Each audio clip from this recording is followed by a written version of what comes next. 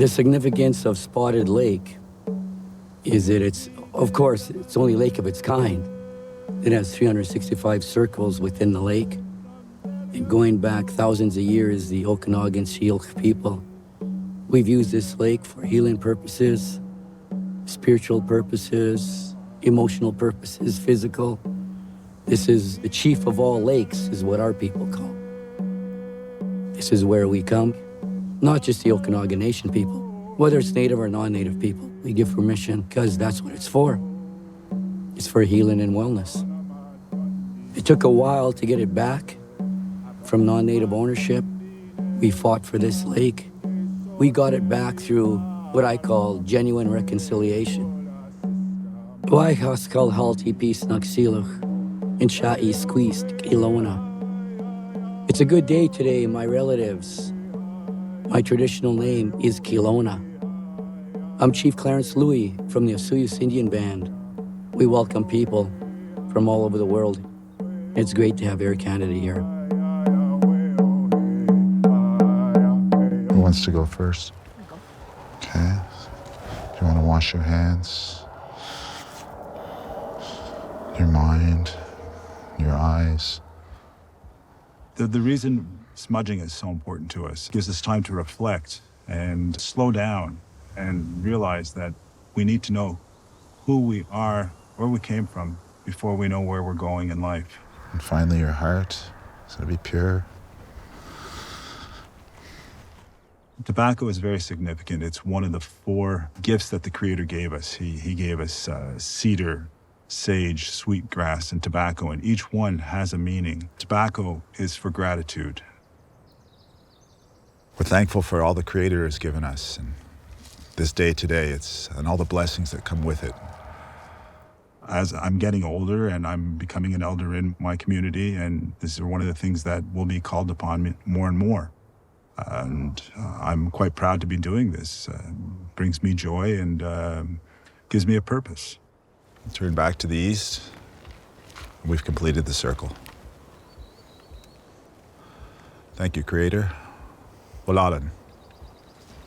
That's our offering to the lake and our blessing of the day. I've never done a traditional tobacco offering. I didn't know what it would entail, and I was so blessed to be walked through it. I just wanted to live in the moment and be present and really appreciate the abundances around us. I didn't grow up in my culture. I'm part of what's known as the 60 Scoop. So I was part of the Indigenous children that were taken away from our families and adopted out to non-Indigenous families. So I was taken away at age 1. So I grew up without my family, without my culture, without any knowledge of my heritage at all.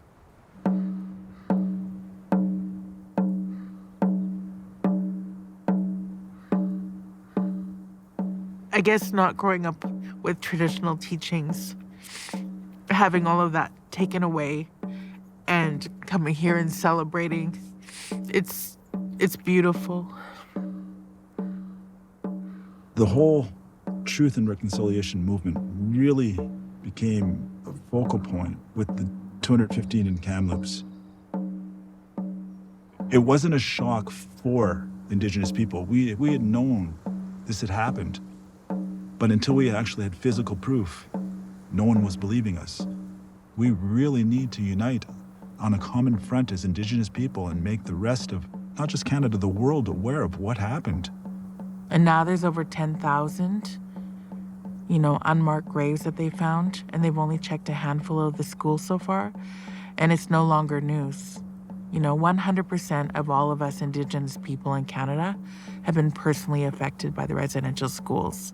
And when you take a moment and let that sink in, it's mind-boggling how that could happen.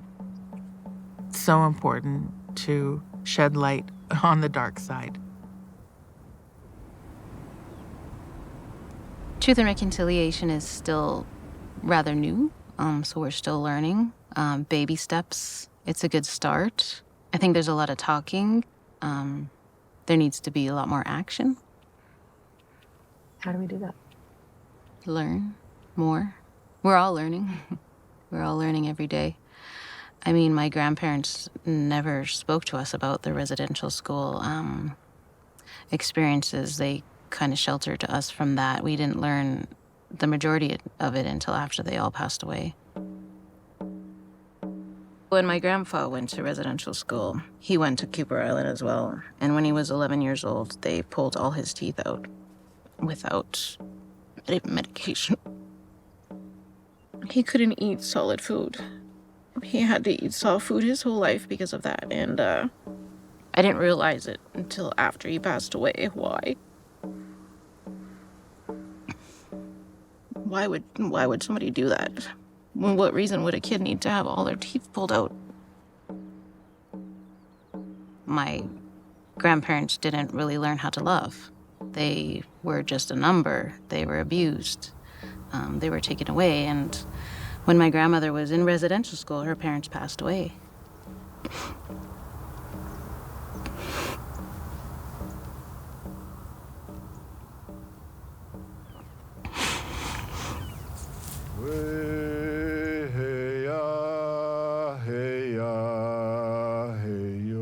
When I was asked to join this project, I did a little research on Spotted Lake and found out that it was a traditional healing place. And I thought, how fitting for this.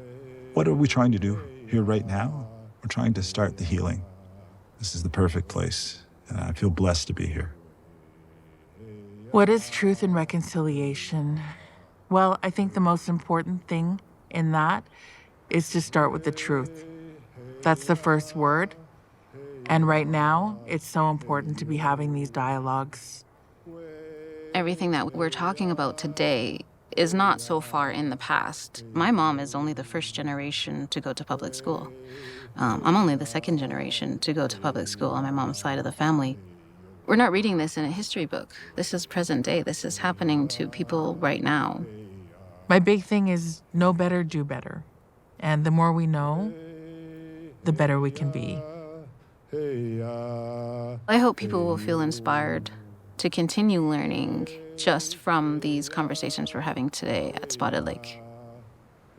They don't have to have a full knowledge and understand from A to Z and the whole history, but just an acknowledgement and recognizing where we're coming from and why we're hurting and what steps we're taking to heal that pain and working with us as Canadians.